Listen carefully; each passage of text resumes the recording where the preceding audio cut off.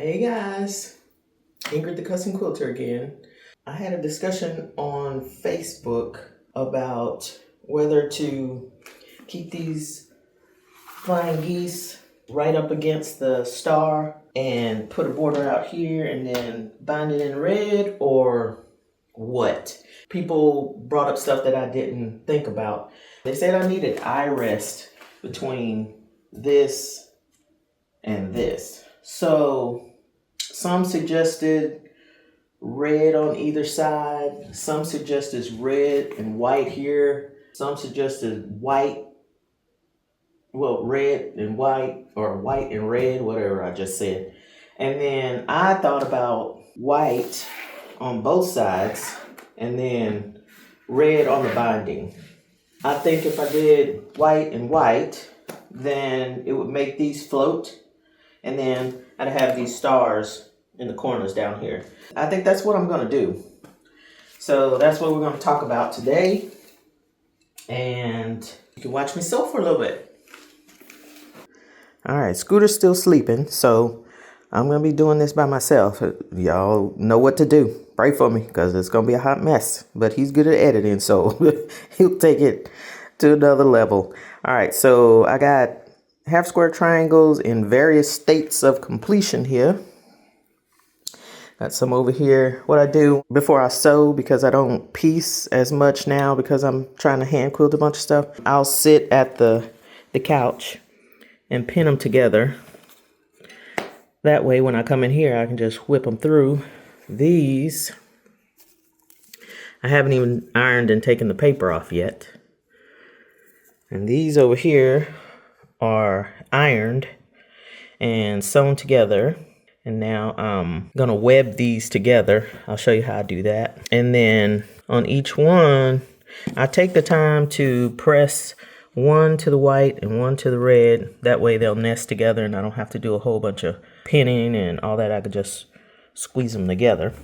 These over here actually are the flying geese for the stars. So I'm gonna do those first and then show you what I do.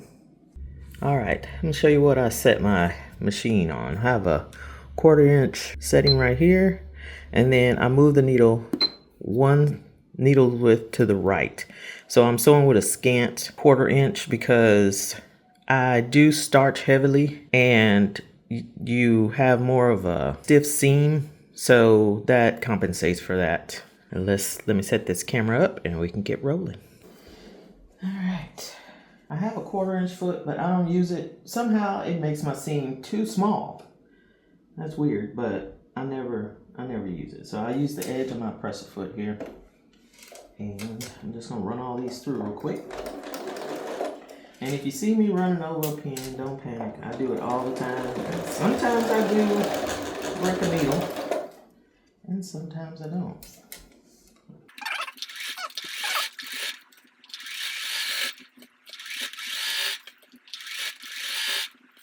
I want to get this done because in June, my local sewing center has a small quilt show, and to be able to be in that, your quilt has to be less than 70 inches. And I'm in my bed quilt era right now, and everything I'm making is bigger than that, so I'm specifically making this for that. I won 2 years ago. Last year I didn't enter anything because I didn't have anything small enough, and they asked me if I were going to enter this year. So I need to get this done and then get it quilted. I don't have time to hand quilt it, but I'll probably get it custom quilted because I want some feathers and stuff all in. There's a lot of negative space, and it'd be great to get that quilted nicely. So all I'm doing is pressing these to one side. These will be star points. Doesn't matter which side, because that seam is not matching up with anything. I'll iron these real quick and come back. All right, here are my other star parts. I only have 2 stars to do, so 8 star points here. And I'm going to web these. I'm gonna have a ton of half square triangles left over from this project. So you guys be thinking about what I can make with it. I have some ideas, but I don't know. All right, so webbing, I'll take these two.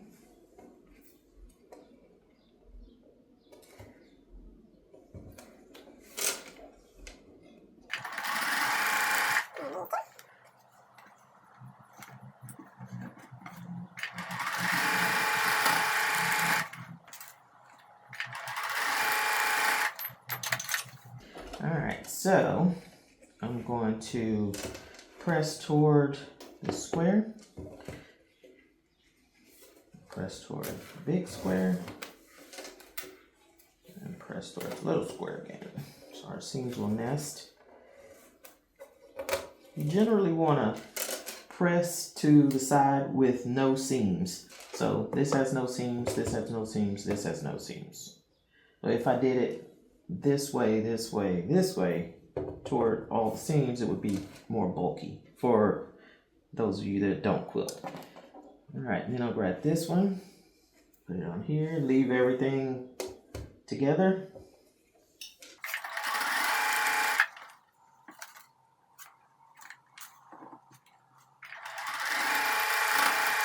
And I'm not pinning to not cut off my points or anything. As Donna Jordan used to say, I'm using the sew and hope method, because these half square triangles are pretty accurate since I use the triangle papers. And if I cut off a little point or whatever, I'm not gonna be like super crazy about it. Looks pretty good to me. See that? See the points? None of my points are cut off yet. Alright, then I'm gonna put these together, and I do pin at the intersections. Alright, let me put one in here.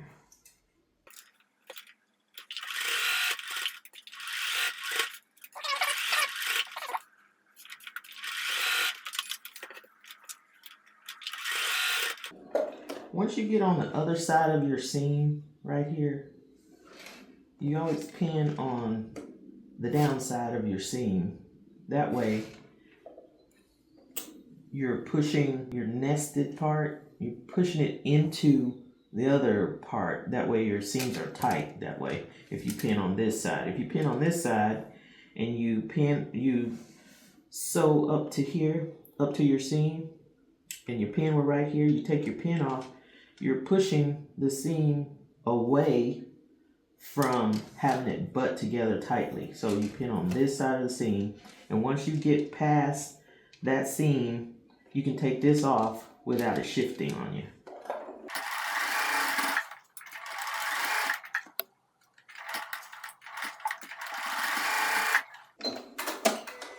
All right, let's see how our points did. Press toward this square.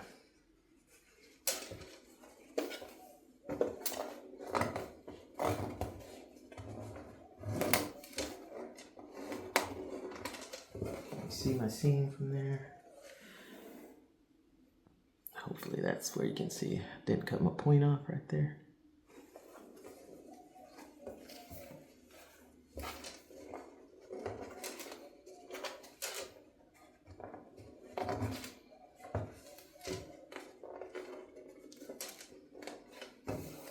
Alright, and that one, when I get it ironed up, looks pretty good. So let me iron this up real quick. Alright, that's one. Let's do the other one, and then I'll do some flying keys.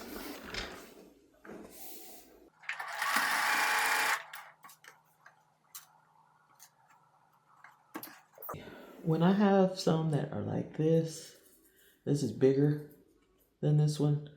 I pick the one that's the right size, and I follow that edge.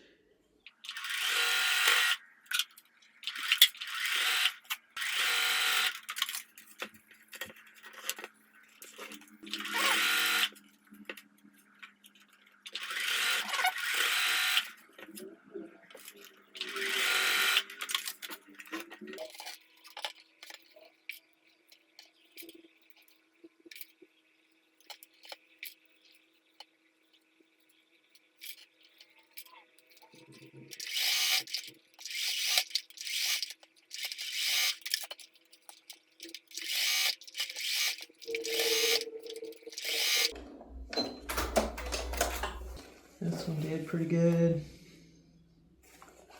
This one is cut off a little bit because I wasn't paying attention. A little bit, but acceptable. All right, block number 2. So I got all my stars done for corners, so I'm gonna work on some flying geese now.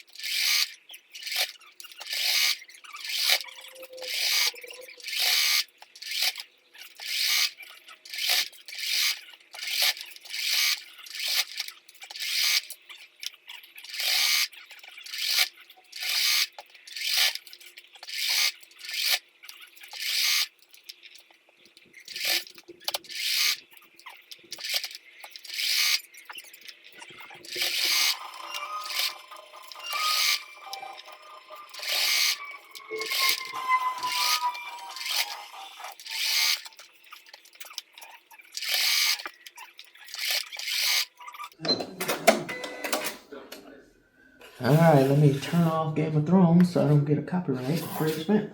Okay, I don't know how many that was in that basket, but I got all those sewn. I still have all these, but I'm sure I won't need all those. I need 80 per side, so it's 160 plus another probably 16. This is a lot of half square triangles. I did the flying geese this way because I already had these half square triangles done, and no use cutting up more fabric. Just use half square triangles. Alright, I don't know how many that was, but next thing to do is cut these apart, which I won't bore you with, and then iron them, which I won't bore you with. But once I got them ironed open, this is what they look like. I am going to sew these together like this for the double row. And I have pressed both of these that way, both of these this way, both of these this way, both of these this way. And when I sew these together, I will press it the same way as these two, which is that way, that way, that way. I'm gonna web these also. So I'll take these two. Sometimes I pin down here, sometimes I don't. If I have time to do it while I'm sitting on the couch watching TV, I will pin.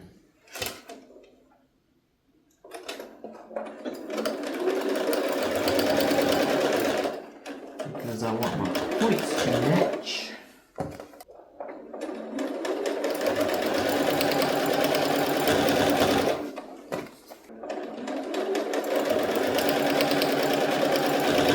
And again, these half square triangles are pretty accurate.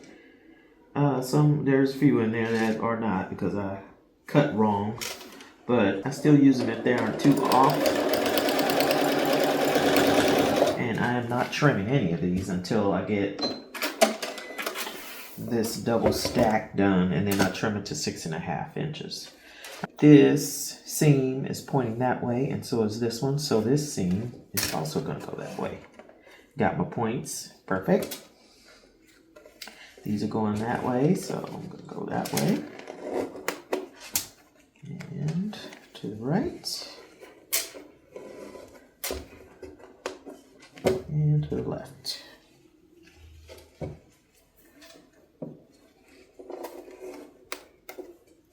Alright, and then that makes all of the seams, all 3 of these seams, nest.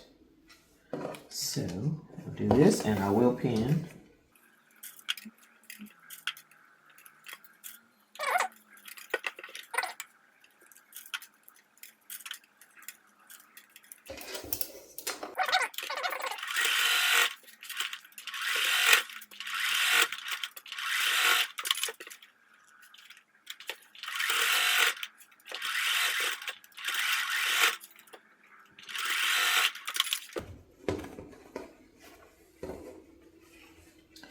And I'm going to press the seams up like this. I'll be right back.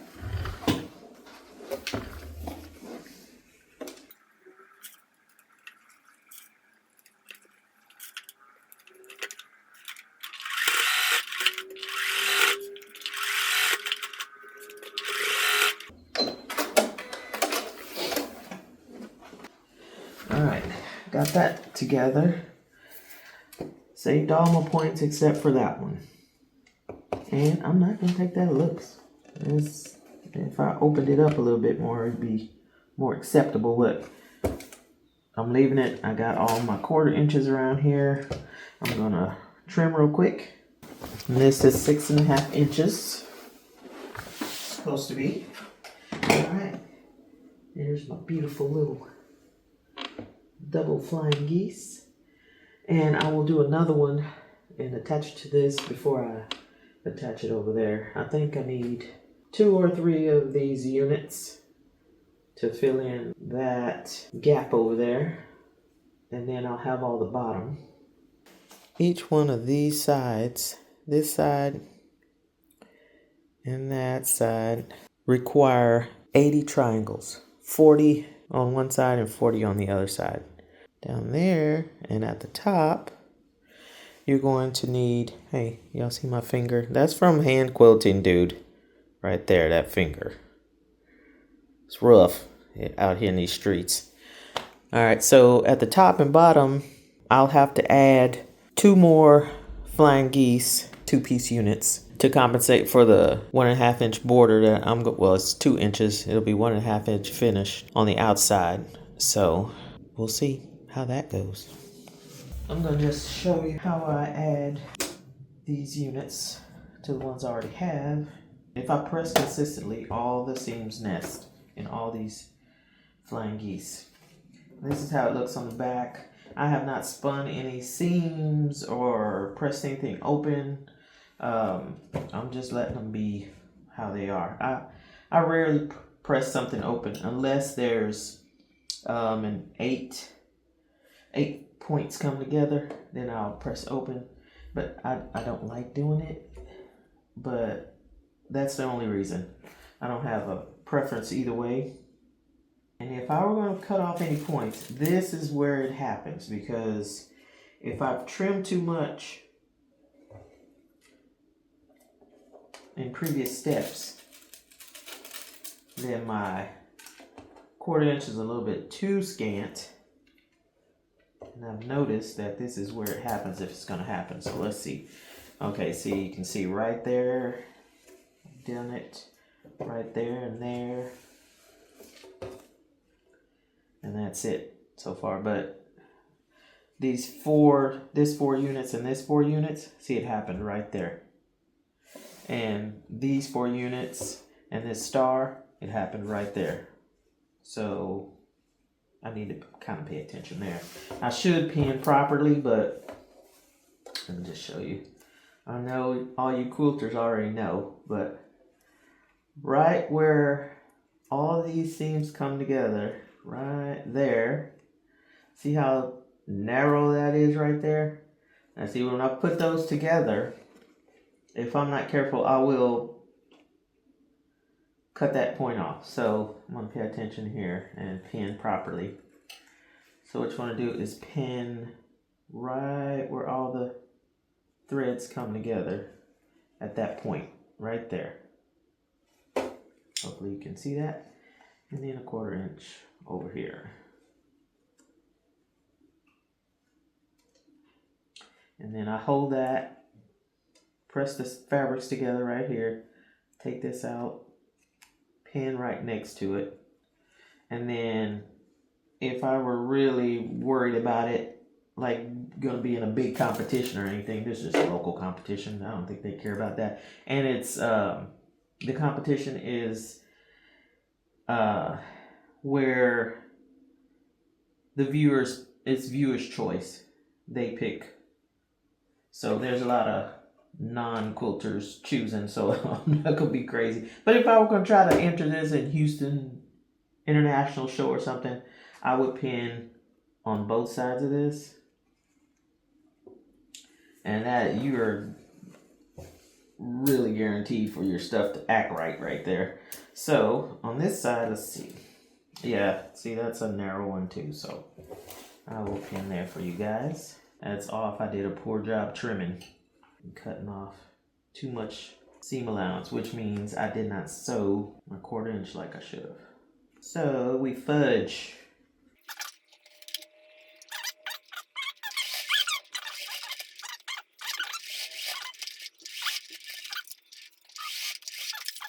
Boom. Perfect. That's how you do it. And then I'm ironing everything up. This is how the seam looks in the back. See, it's narrow, pretty narrow, but it'll hold. Let me go iron this right quick. And as you can see, right here we got a little jog here. And that seam is narrow, and so is that one. So when I put it together with a border, I'll pay attention to that. And we got a little jog here. I make sure that my seams match, and then I'll trim, put my ruler on right here, like at that 1/4 inch there, this 1/4 inch down here, and check to see what I should follow. Where that dips in, that's a little narrow, but I mean, it'll be fine. So I don't need to trim anything here. This is the edge I need to follow. If this were sticking out here, I'd just trim right here. But we're good. I think this is gonna be great when it gets all together here. I'm gonna take a break and watch some Game of Thrones, and then I'm gonna work on these borders, and I'll come back then.